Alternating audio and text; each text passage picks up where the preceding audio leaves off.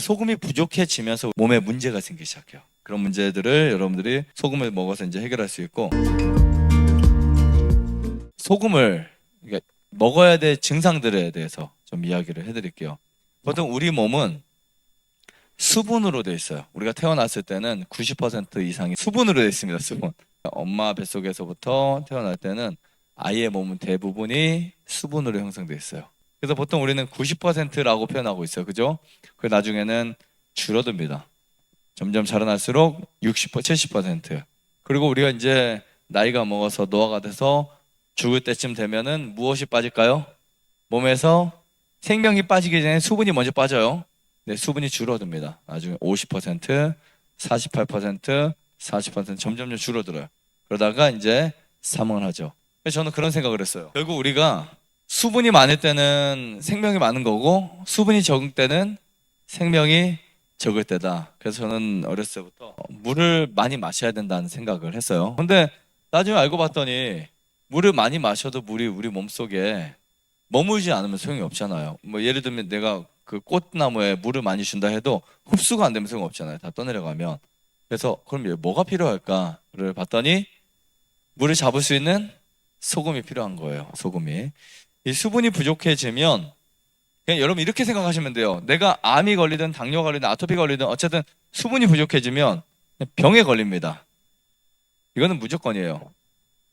이번에 우리 한 그 가족들이 오셨었죠. 좀 이렇게 살 좀 있으신 가족들이 오셨었는데 그분들이 물을 많이 마셨어요. 그리고 둘째 딸은 피가 너무 산성화돼서 제가 물을 많이 마시라고 하고 소금을 한 포를 또 줬어요. 근데 피가 정말 깨끗해졌어요. 보셨죠? 근데 그 언니는 소금 한 포 먹더니 맛이 없어서 이제 못 먹고 물도 많이 안 마셨는데 피가 많이 안 깨끗해졌어요. 그만큼은요.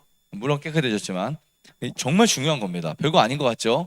그럼 물 한 잔 더 마시는 거, 소금 한 포 더 먹는 거, 그리고 여러분들이 이렇게 다른 생활 속에서도 이거 아무나 다 할 수 있어요. 물 마시는 거, 그죠? 그 물을 1리터 하루에 아니면 500cc 더 마시는 거는 너무나 쉽습니다. 그러니까 여러분들이 그냥 나 좀 더 건강해질 거야. 그럼 운동을 많이 하는 것보다 더 중요한 게 저는 물을 많이 마시는 거 생각해요.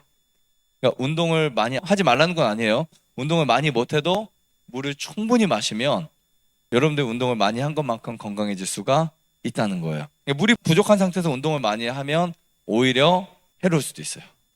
차라리 그래서 순서는 물을 먼저 많이 마신다. 이거를 세뇌시켜야 돼요. 물을 많이 마신다. 계속 마시세요, 물을요. 계속 마시세요. 소변 색깔이 하얘질 때까지. 그래도 여러분들이 종이컵에다 보면 색깔이 노릇노릇할 겁니다. 그러니까 정말 우리 변기에 소변 넣었는데 맑아야 돼요. 냄새도 안 나야 돼요. 그 정도로 물을 충분히 마셔서 계속해서 이제 여러분 몸을 관리하셔야 돼요. 저도 솔직히 저는 물에 대한 그 이해, 물에 대한 그 지식이 충분히 있는데도 불구하고 안 마실 때가 많이 있어요. 저 역시요.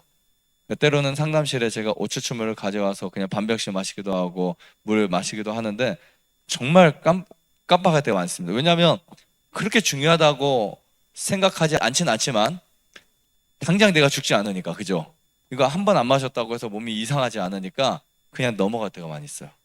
근데 여러분들이 영양제를 지금까지 챙겨 드셨던 것 이상으로 아니면 여러분들이 약을 챙겨 드셨던 것 이상으로 물을 의식적으로 드신다. 그러면 100% 몸이 좋아질 수 있어요. 그러니까 100% 완치라는 말이 아니고 무조건 좋아질 수 있다는 거예요.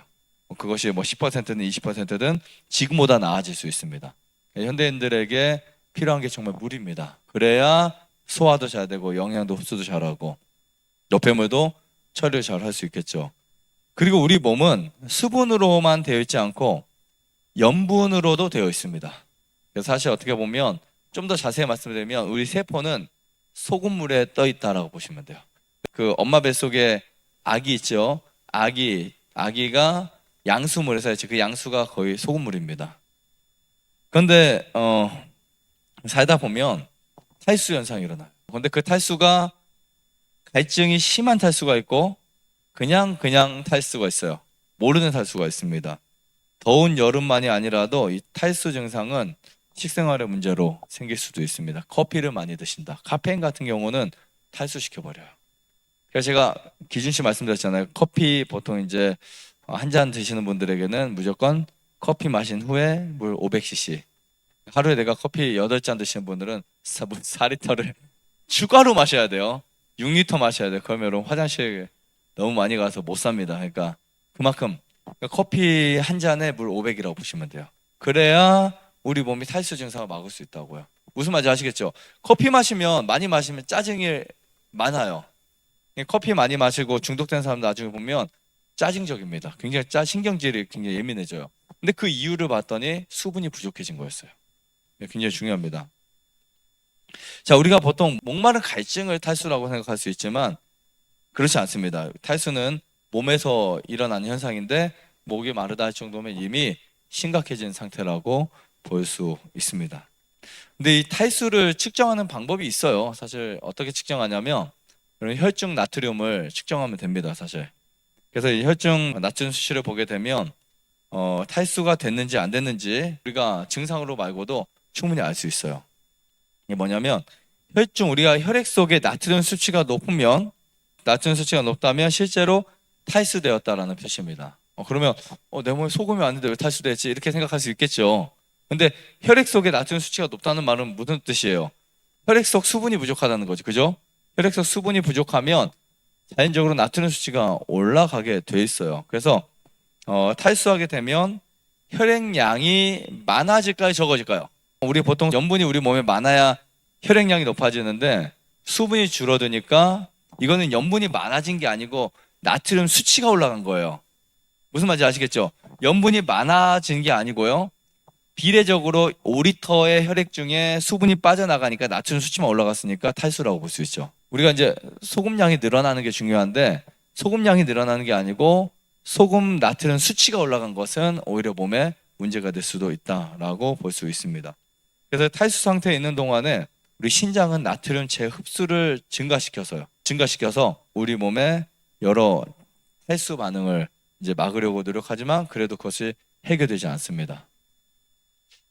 우리 몸에서는 탈수를 잡기 위해서 굉장히 많은 노력을 하지만 방법이 없어요. 그러니까 물이 부족한 것을 막을 수 있는 방법은 없습니다. 그래서 신장이 계속 나트륨을 재흡수하다 보면 계속 물이 고가야 되겠죠. 그래서 그때는 어떤 약보다 여러분들이 물 한 잔 드시는 게 최고의 약이 될 수 있다. 그러면 소금이 부족해지면 어떤 현상들이 일어날까? 네. 여러분들이 느끼셔야 돼요. 이런 현상이 있으면 다른 거 엄한 거에다 내가 이제 신경 쓰고 시간 쓰고 돈 쓰지 마시고 그냥 소금의 약만 들이세요. 뭐냐면 수족냉증이 생겨요. 첫 번째. 한여름에도 손발이 찬 분들 있어요. 한여름에도 손이 차거나 한 분들 있습니다.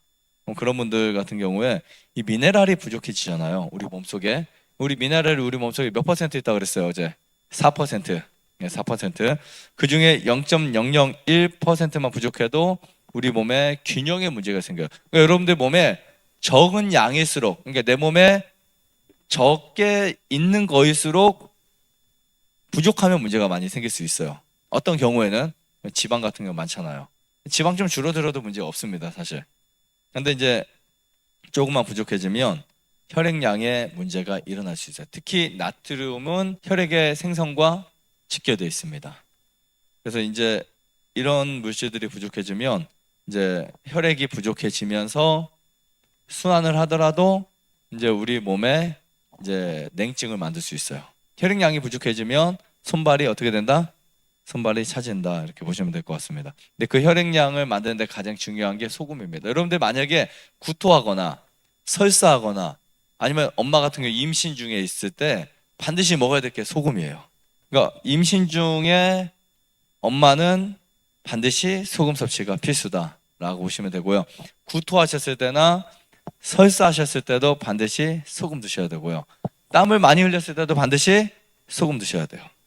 이거는 여러분들이 의무적 섭취를 하셔야 됩니다. 그 다음에 이유 없이 피곤할 때, 우리가 그냥 뭔가 특별히 이유 없이 피곤할 때 소금이 부족해서 일어나는 현상 중에 하나가 될 수 있어요. 몸이 이제 만성 피로나 급성 피로나 혹은 또 여러분들이 최근에 내가 왜 이렇게 피곤하고 몸이 깔아지지? 나른하지? 뭐 그럴 때 있죠. 소금량이 부족해서 그래요. 저는 저염식을 해봤어요. 무염식도 좀 해봤습니다. 그래서 제가 저염식, 무염식을 통한 제 몸의 반응들 느껴봤는데, 우선 무염식 한 일주일, 열흘 정도 무염식 하잖아요. 소금을 아예 안 먹는 거예요. 그러면 에너지가 부족해요. 마치 제가 20대였는데 한 90세 느낌, 90세. 다 귀찮아요. 그리고 힘이 없어요. 제가 무염식을 3년 이상 한 분과 만났는데 이분은 옛날에 이제 미국도 그렇고 무염식이 건강에 최고야라고 한번 알려진 적이 있어요. 왜냐하면 사실 우리가 소금을 안 먹어도 이게 무염식이라는 게 그 사람들 주장은 이제 소금을 그 천일염에서 안 먹는 거고 바닷물에서 안 먹는 거고 식물에서 먹는 거예요.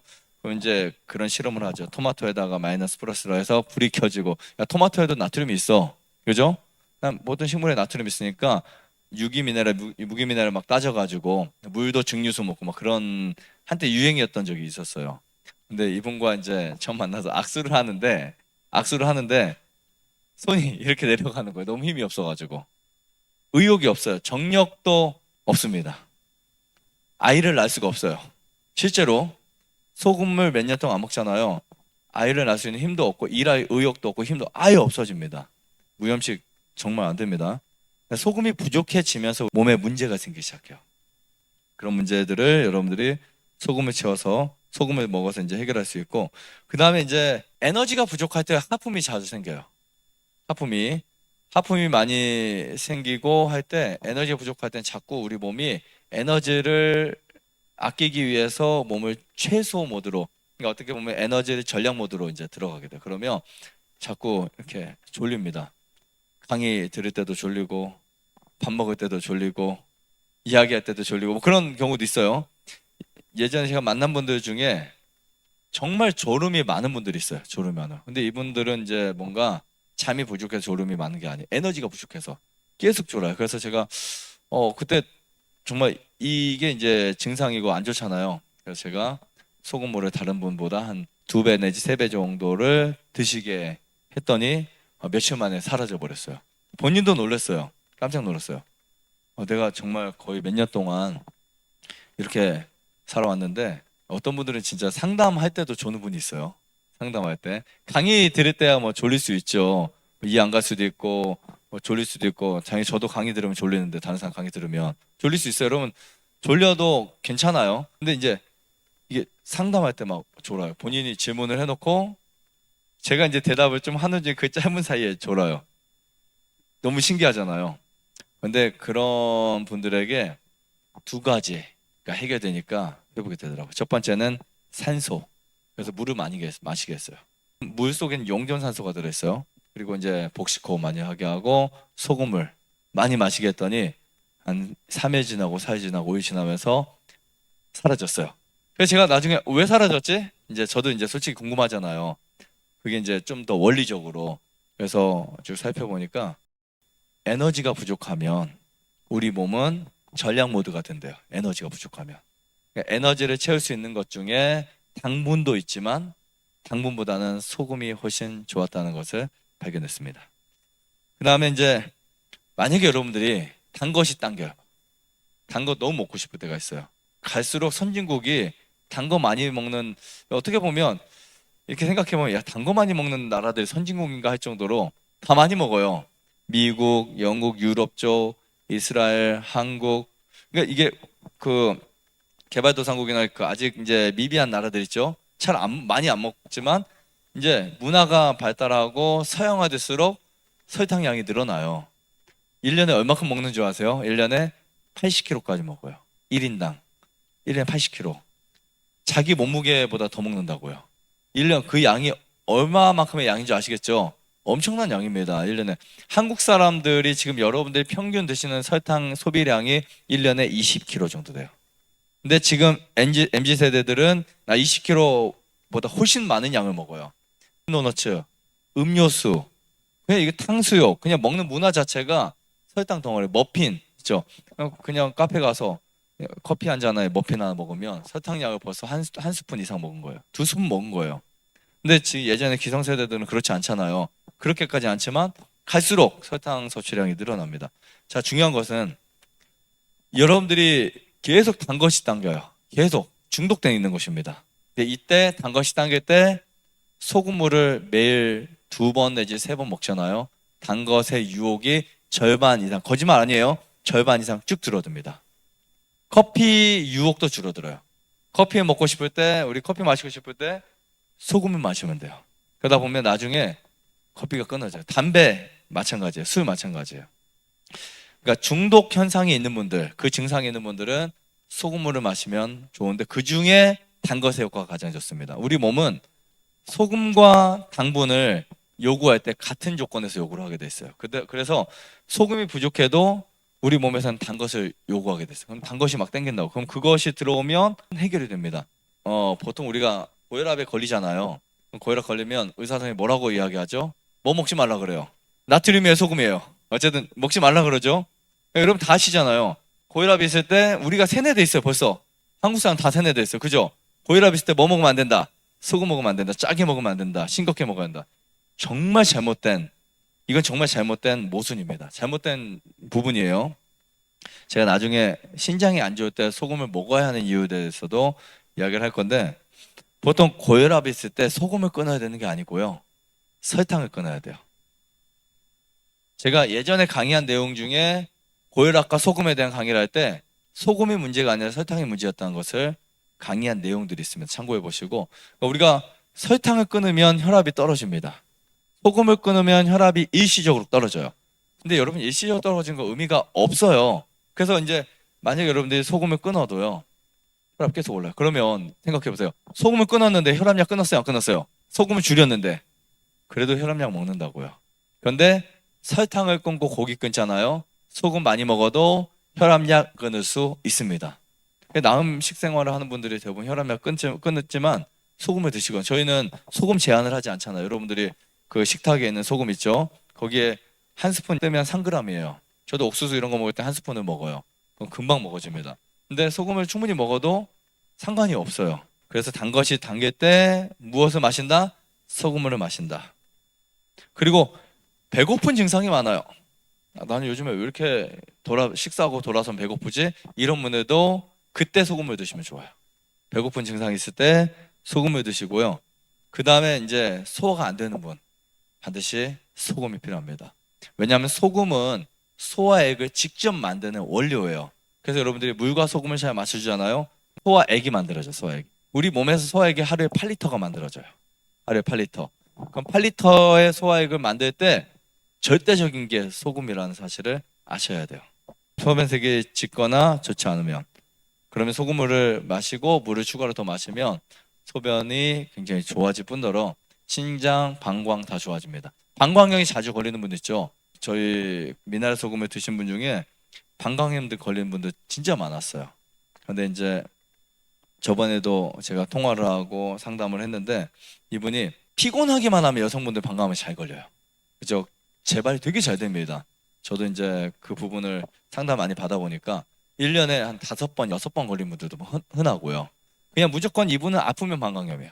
무조건 피곤한 방광염. 그런 분 있죠? 그러면 너무 고통스러워요. 여행 가다가도 힘들고. 그래서 이제 이분에게 이제 소금을 드시라고 추천해서 말씀드렸는데 1년인가 지나고 나서 전화가 오셨어요. 전화가 오셔서 방광염이 1년 동안 한 번도 안 걸렸대요. 이분이 너무 행복해 하신 거예요. 근데 본인이 고작 했던 것은 소금만 먹었던 거였는데. 그러니까 여러분들의 몸에 이렇게 소변에 관련된 혹은 신장, 방광염에 관련된 질환, 감염성 질환이 있다면 소금물을 드시는 거 좋고요. 그 다음에 눈밑이 떨린다. 사실 우리는 일반적으로 마그네슘 부족하다는 거 다 압니다. 그래서 마그네슘 제제들을 먹거나 바나나를 먹는데 그래도 안 고쳐져요. 근데 미네랄 소금을 먹게 되잖아요. 눈밑 떨림 현상이 굉장히 빨리 사라집니다. 약이 아니기 때문에 무조건은 아니에요. 하지만 이 마그네슘이 채워지면서 눈밑 떨림 현상이 사라지고, 그리고 내가 겨울철에는 차를 만졌을 때 손이 정전기가 많은 분들, 이런 분들도 역시 네, 소금을 마시면 정말 좋습니다. 좋아요, 구독, 안내자전 눌러주세요. 눌러주세요.